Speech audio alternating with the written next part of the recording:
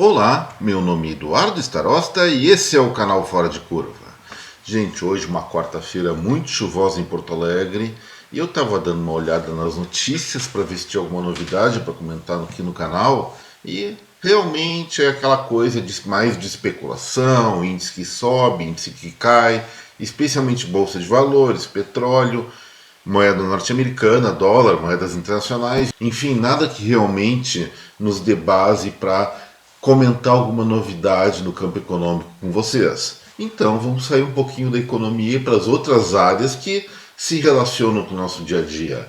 E o primeiro ponto que eu queria tratar com vocês hoje, estava guardado há alguns dias para mim comentar no Fora de Curva, diz respeito a uma pesquisa feita pelo CETIC, que é o Centro Regional de Estudos para o Desenvolvimento da Sociedade da Informação. A pesquisa se refere ao ano de 2021 e revela uma coisa muito interessante aqui no Brasil no que diz respeito ao acesso à internet. A gente usa a internet para várias coisas. Os primórdios era a troca de mensagens por e-mail, depois começaram algumas pesquisas técnicas, por fim veio a questão do entretenimento, da diversão, música, vídeos, enfim, vários tipos de rede social, comunicação.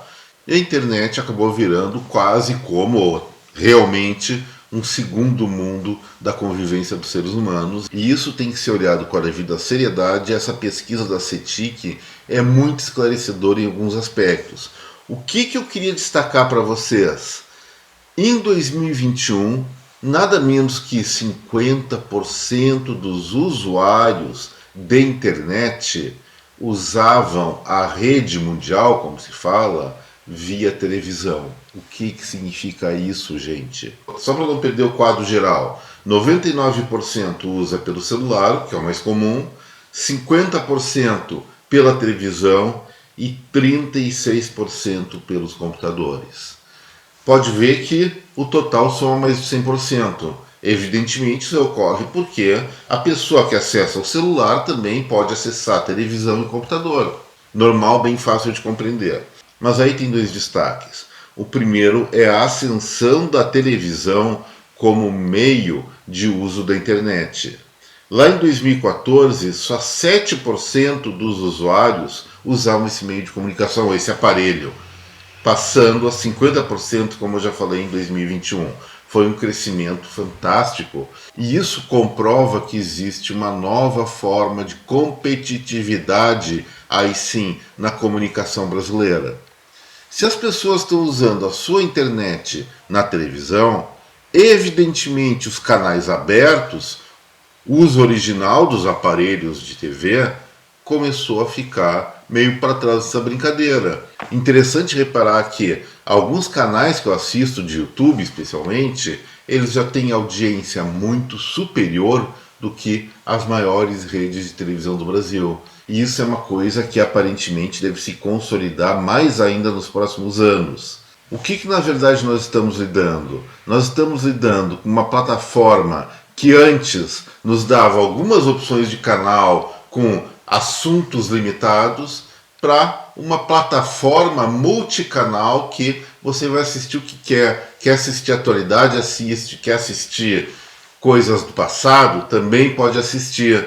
Enquanto as televisões são limitadas às suas produções de dramaturgia, evidentemente de notícias, esportes, entretenimento também, programas de auditório, enfim.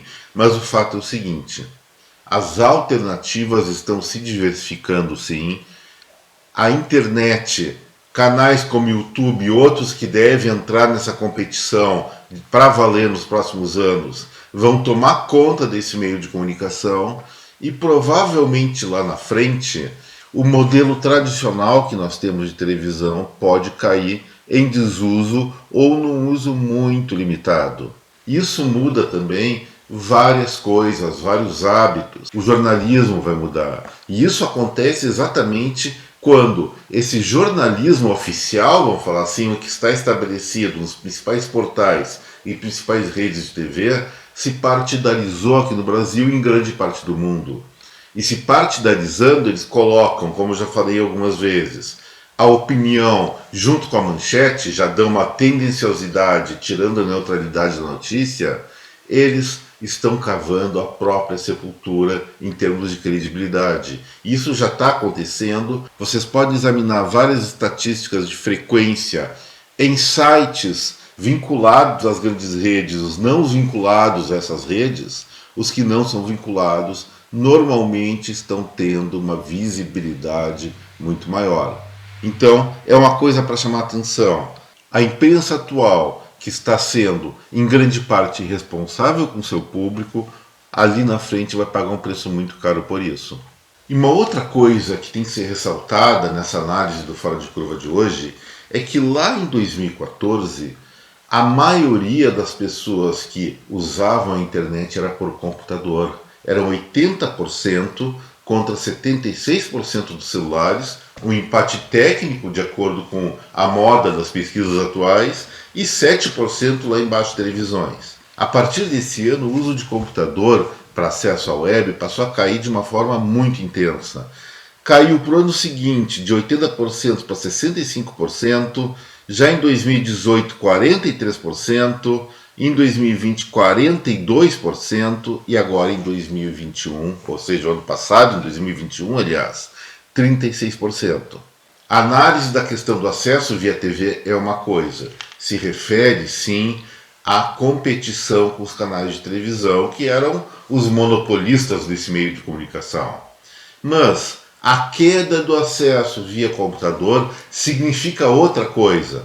Claro, aumenta o uso do celular, aumenta o uso da TV, mas também a diminuição do uso do computador nas casas, pelo menos de forma proporcional, pode estar significando um menor acesso dos brasileiros a uma variedade de conhecimentos, a uma variedade de interações, que isso é possível que ocorra no computador. Porque quando eu estou vendo a internet no computador, sim, eu posso estar brincando, posso estar ouvindo música, estar vendo programas do YouTube, posso estar me comunicando pela rede social, mas eventualmente eu estou desenvolvendo conhecimento. O computador permite, com suas interfaces, que a pessoa acesse um site, leia um texto, o que no celular é mais difícil, apesar de ter pessoas que fazem isso na TV também, faça uma planilha de cálculo, pesquise sobre assuntos que ampliem o conhecimento de uma maneira mais profunda, e me parece que isso está diminuindo no Brasil.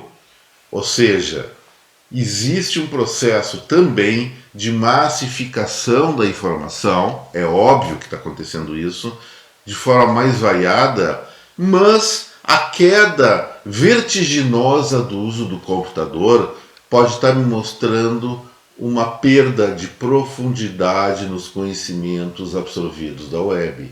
E isso é uma questão que deve nos preocupar, não só para agora, mas para o futuro também. Um outro assunto bem interessante para a gente tratar hoje no nosso canal diz respeito à exploração espacial. Existe entre Marte e Júpiter, aquele cinturão de asteroides, os chamados protoplanetas, que são pequenas rochas, ou grandes rochas, até de centenas de quilômetros de diâmetro, que um belo dia resolveram que iriam ser o planeta, mas não conseguiram isso. Ali está cheio de rochas de planetas que não vingaram. E vários são chamados de protoplaneta. Um deles é Psique. Psique é uma rocha que tem 210 quilômetros de diâmetro e está mais ou menos, é pertinho, 310 milhões de quilômetros aqui da Terra. E a NASA vai mandar uma sonda para lá, porque não é para estudo científico, gente. É para dar uma olhada, porque esse planetoide, ou essa rocha, vamos falar assim, ela é concentradíssima em minerais. Uma avaliação preliminar orça a riqueza mineral desse ponto do sistema solar em 50 quatrilhões de reais. Para ter uma ideia, o PIB mundial em 2019 girava em torno de 142 trilhões de dólares. Gente, nós estamos falando de 10 quadrilhões de dólares. É um monte de dinheiro.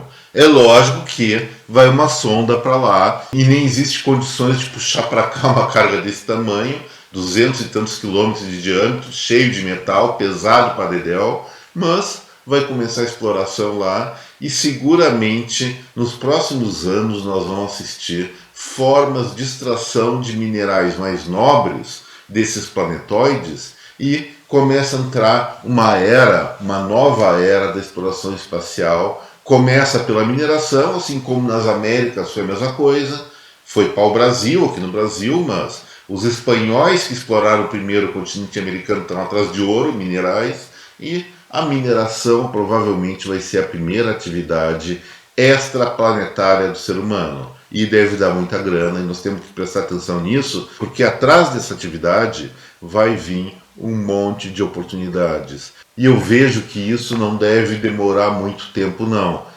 Questão de 10, 20 anos, acredito eu que nós já tenhamos riquezas extraídas de outros lugares aqui do Sistema Solar e integradas ao planeta Terra.